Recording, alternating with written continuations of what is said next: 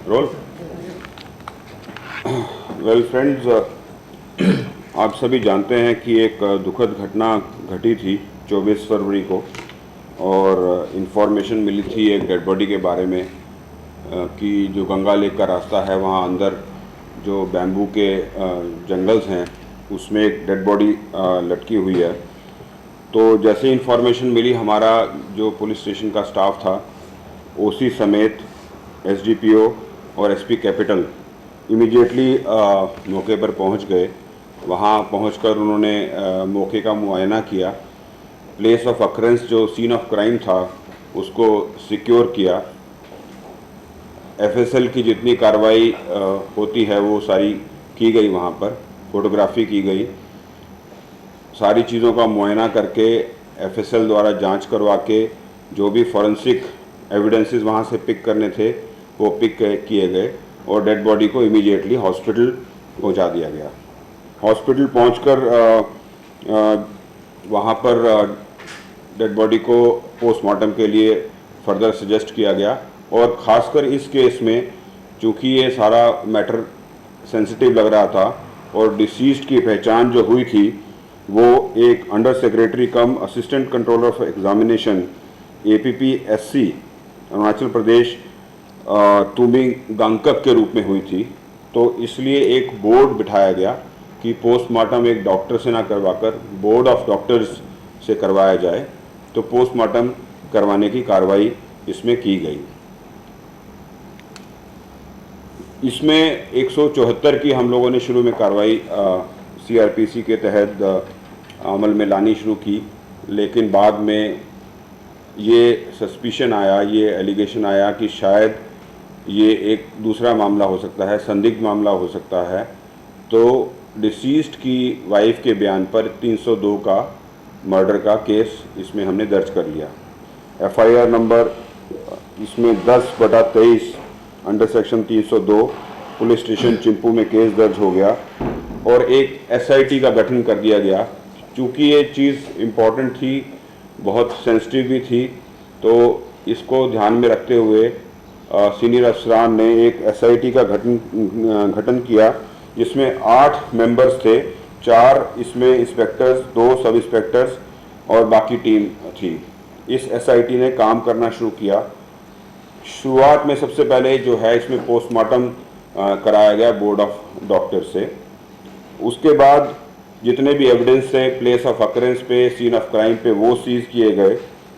Searches की गई, APPSC office में सर्च हुई और हम सभी जानते हैं कि जो डिसीज थे उनके इंक्वायरी में विटनेस थे, इंक्वायरी में उनको शामिल किया जा रहा था, उनसे बातचीत की जा रही थी। तो CBI ऑफिस के अंडर ये इंक्वायरी चल रही थी। तो CBI ऑफिस का भी हम लोगों ने सर्च किया कि ऐसा कोई क्लू या ऐसी कोई बात मिले जिसके कारण से इस घटना का लिंक हो सके।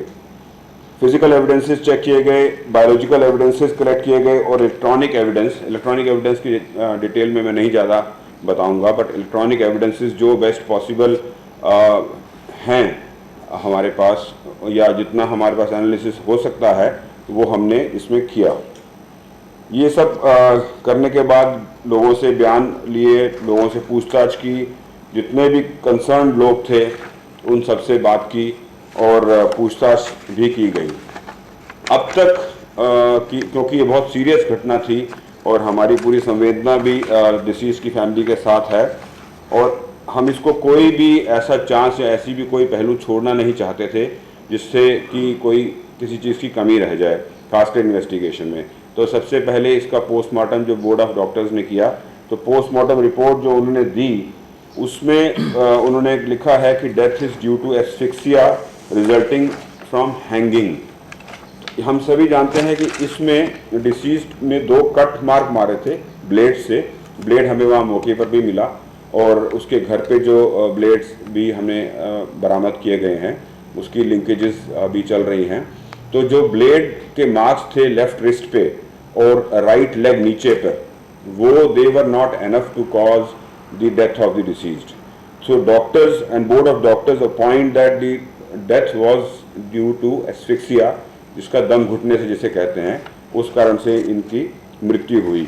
साथ साथ उन्होंने जितने भी उस पे इंजरी के मार्क्स थे छोटे मोटे दूसरे, और जो मेन 2 बड़े मार्क्स थे जो डीप कट थे हाथ में, लेफ्ट रिस्ट में और राइट लेग में, उसके बारे में भी मेंशन किया।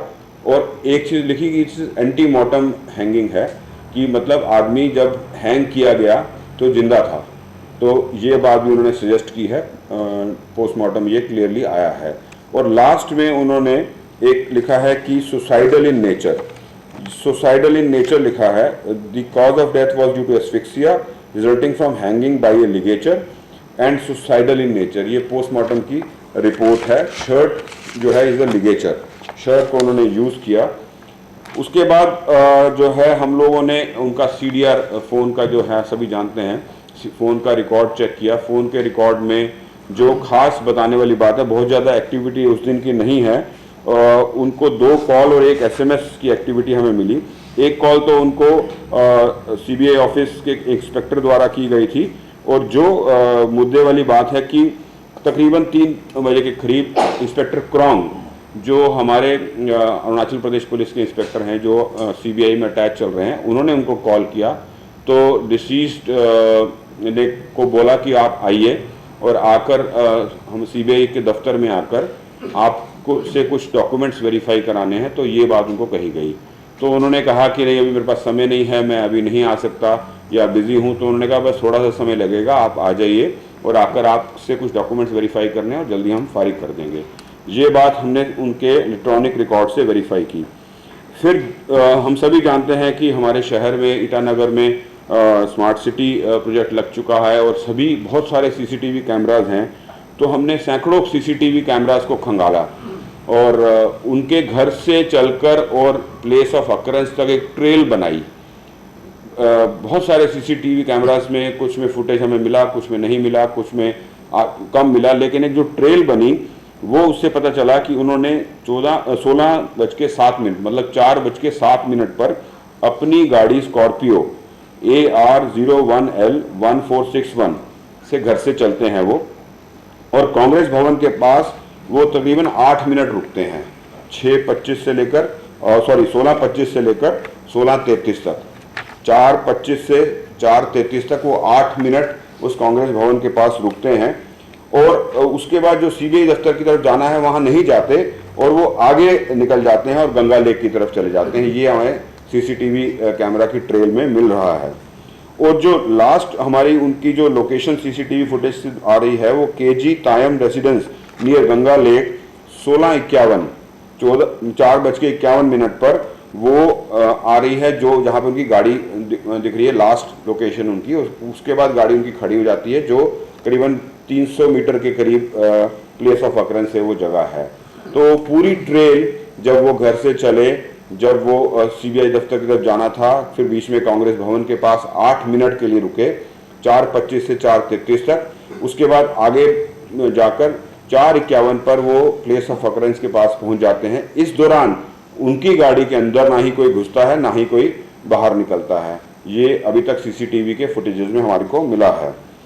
तो जो है ये 44 मिनट का जो सफ़र था 4:07 से 4:51 तक ये उन्होंने कवर किया, और कोई भी आदमी इस 44 मिनट के सफ़र में ना ही गाड़ी में घुसा ना ही गाड़ी से उतरा। एक चीज़ और इसमें बड़ी इंपॉर्टेंट है कि जब ये वो कांग्रेस भवन के पास रुके हुए थे 4:25 से 4:33 तक, तो 4:28 पर उन्होंने एक व्हाट्सएप, अपना KKWS का एक व्हाट्सएप ग्रुप है, उस पर उन्होंने एक मैसेज किया।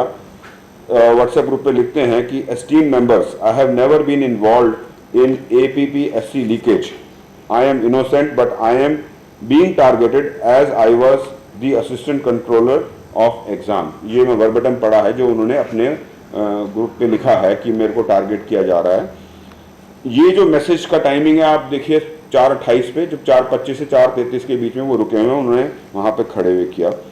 उसके बाद हमने उनका जो सेल फोन में और भी एक्टिविटीज़ होती हैं, सर्फिंग करता है आदमी, इंटरनेट भी खोलता है, गूगलिंग भी करता है, बहुत सारी एक्टिविटीज़ करता है, वो सारी एक्टिविटीज़ चेक की। एक चीज़ और हमें दिखाई दी कि एक दिन पहले ये जो घटना जो है वो 24 फरवरी की है, 3 दिन पहले उन्होंने इंटरनेट पे सर्फ कर रखा है व्हाट इज़ डिप्रेशन। यूनिसेफ किसी साइट पे जाकर उन्होंने डिप्रेशन के बारे में सर्फिंग कर रखी है। इस बात को भी हम जो है वो चेक कर रहे हैं और हमने FSL को जो है उनका फ़ोन भेज दिया है फर्दर एनालिसिस के लिए कि क्या वो अदर एक मेन डोमेन से सब डोमेन में और सब डोमेन से फर्दर सब डोमेन में कहाँ कहाँ गए। तो जो प्रिलिमिनरी हमारी जो चेकिंग थी उसमें ये आया है कि वो सर्फ कर रहे थे डिप्रेशन की साइट को यूनिसेफ की 3 दिन पहले, और इसकी हमने FSL से और बाकी डिटेल्स भी अभी मांगी हैं कि लेट अस सी क्या निकल के आता है। FSL को हम लोगों ने परस्यू कर रहे हैं इसमें, और जो एनालिसिस है हमारा फ़ोन का वो हम लोग भी कर रहे हैं, और जो CCTV कोशिश कर रहे हैं कि और किसी ऐसे CCTV में हमारे कुछ मिल जाए तो हम लोग कुछ और लिंकेज कर सकें। एक एनालिसिस हमारी होती है जो जिस जगह पर ये प्लेस ऑफ अकरेंस था वहाँ पर उस विंडो में या 1 घंटा पहले या 1 घंटा बाद उस विंडो में कितने फ़ोन थे वहाँ पर, या कितने लोग गए, या क्या एक्टिविटी थी, इलेक्ट्रॉनिक एक्टिविटी थी, तो वो भी हम लोगों ने कर लिया है। इसके अलावा जो एलिज्ड हैं जिस पे उनकी मिसेस ने, उनकी वाइफ ने सस्पिशन जाहिर किया है कि 2 इंस्पेक्टर्स जो APP सर्विस के हैं, पुलिस अरुणाचल पुलिस के हैं, उनके भी हम जितने भी पहलुओं को जांच कर सकते हैं कि जितने भी उनके बारे में हम लोग इन्वेस्टिगेशन कर सकते हैं technically and otherwise traditional method से भी वो हम लोग कर रहे हैं। इसके साथ साथ मैं आपको एक बात बता दूं कि जो हमारा इन्वेस्टिगेशन का दायरा है वो सिर्फ 2 तक ही नहीं सीमित रहेगा। फोकस ऑफ कोर्स जहां पर हमने रखा हुआ है वो जो एलिगेशन के हिसाब से फोकस अभी वहां पे है, और दायरा हमारा बड़ा है।